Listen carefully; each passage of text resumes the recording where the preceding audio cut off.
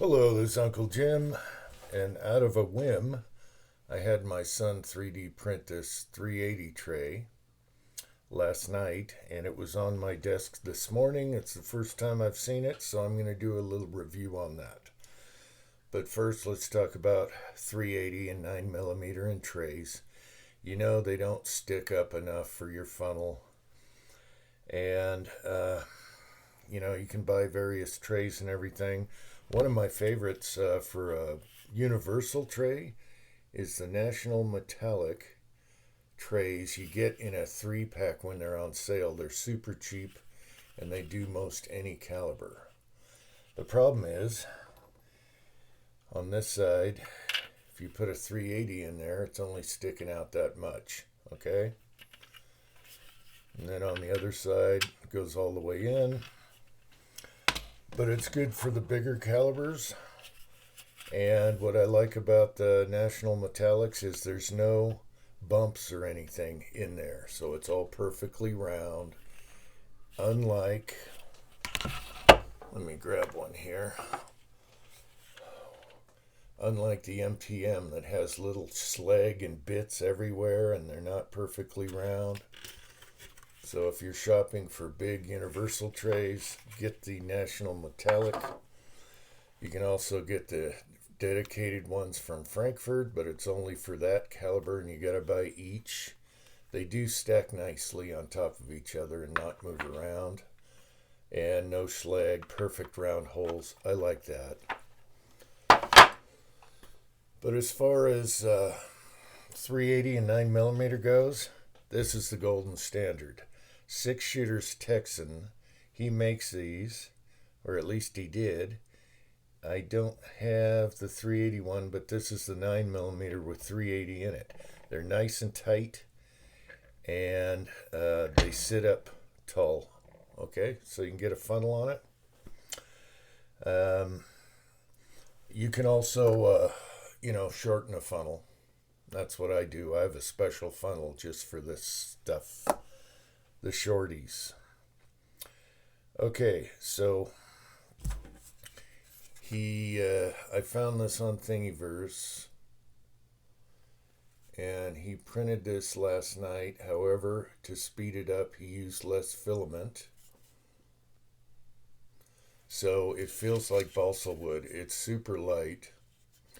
It does have nice beveled edges, and each of these are beveled, so let's make sure we're focused here. So here's 380, and you can just throw them in, okay? Like when you're setting up, you can just throw them in, and that little bevel really helps just chucking them in there.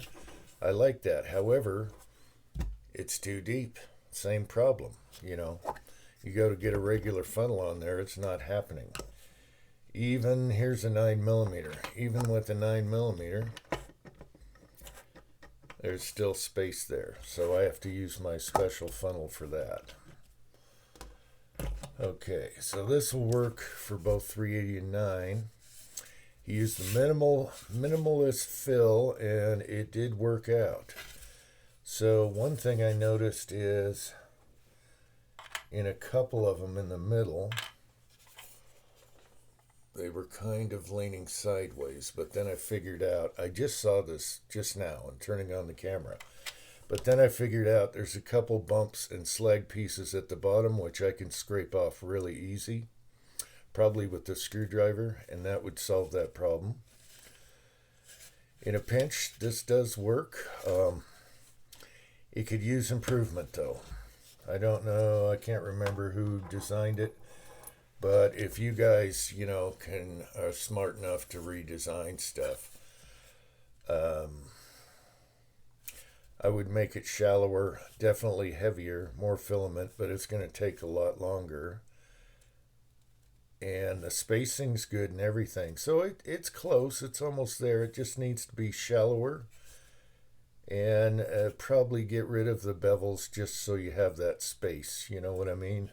Because that takes up a little space, and they could be just a hair tighter like the golden standard here, but they're not bad. Here's some live rounds in 9. it's not bad. Okay. So, good thing about this is I do have a special funnel, but I throw them anyway in 380. So I have the thrower out here. It's not mounted, but you can throw them easy. Okay, you still got plenty, and there's loads of space in between.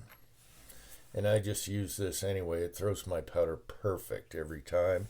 I can see down everything, look at the brass, look for any cracks or anything in the mouth before I, finalize. That's why I like trays. Now, he does have white filament, but he was set up with black, so he went with black. And I prefer white. I think the reloading tray should be white or a light color so you can see any spilt powder. In case you messed up somewhere, you'll see a little bit of powder and you'll know something happened. When it's black like this, you're not going to see it so good. So this is the first one he made, and it was either that or get the Forstner bits out in a piece of wood, And I don't know if we have the perfect size Forstner bits for the 380 and 9. Have to check. One thing I do need to make is a 5.7 tray. Last time I loaded 5.7, it was just miserable because I didn't have a tray. It's very unique, and I don't think there's any CADs out there for 5.7. So we'll probably have to find the perfect Forstner bit for that in the garage and just make one out of wood. But all in all, not bad.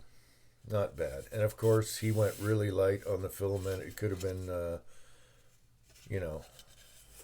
heavier and thicker. It needs some kind of rubber feet here, just little stick-ons. Like this one has, so it doesn't move around because this is super light. But it will pour, and I can get them all. So I guess that's my review. What am I leaving out here? Not bad. I didn't really look around. I just went on Thingiverse. I was loading, and I had to keep dumping these, to use this tray over again. And this is his 9 tray, not his 380 tray, but it works great. And so this is the shortest one I could find, and it looked good on paper.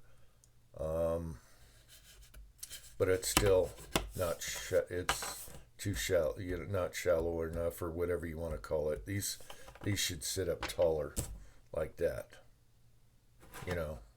Here, let me compare. See how much lower that is to that, and this is slightly taller than this. So, here's my review, and these are the Golden Standard. And then if you're frugal like me and want to do a bunch of different calibers and don't mind the size, these National Metallics from Midway, when they're on sale, they're only a few bucks a piece. And it does everything in a pinch when you're running out of trays. And you buy them in the 3-pack for the deal. All right. I guess that's it. Hope you found this interesting. Until next time.